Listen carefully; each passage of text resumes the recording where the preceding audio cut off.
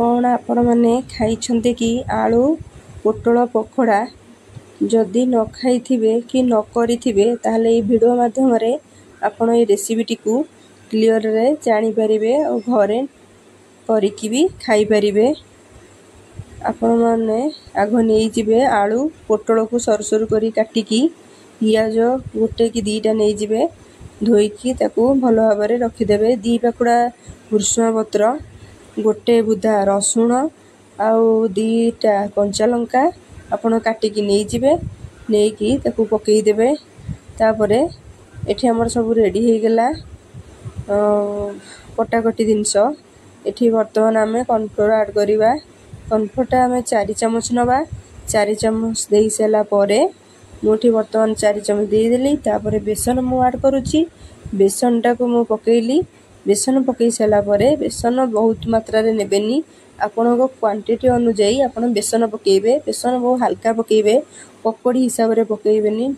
एठी मु काश्मीरी लंका गुंड स्वाद अनुसार लूण चिकन मसला गोटे चम्मच जहा द्वारा कि चिकन मसला पकेइले लंका गुंड पकेइले लंका गुंड काश्मीरी लंका गुंडटा पकेइले आपण तो आ पकोड़ार कोनोसी कलर देबेनी। काश्मीरी लंका देले पकोड़ार कलरटा रेडी हैला सी कलरटा ठीक भाव में देखा जिवो बहुत सुंदर भी आखि की देखा जिवो। चिकन मसलाटा हला टेस्ट लागिवो। चिकन मसलाटा पकेइले काटिकी पकोड़ार स्मेलटा आसीबो। मु एठी तेलटा हाई फ्लेम रे तेल गरम कर देइथिली जहा फल आमे एना गुळेकी पकोड़ा को पकोउछे।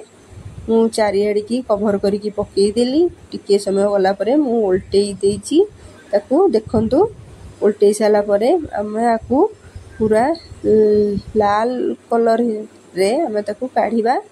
मु एपट सेपट करूची किछि टिके टाइम दरकार टिके धैर्यर सह एपट सेपट करिवे। किछि समय गला परे हमर ग्रे कलर हे जिवो।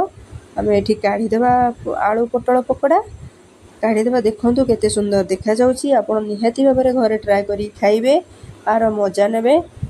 वर्षा पागरे शीत पागरे निहाती करिकी आपण मानक घरे खाइबे। खंडे पियाज टमाटो सॉस द्वारा याकू खाइबे।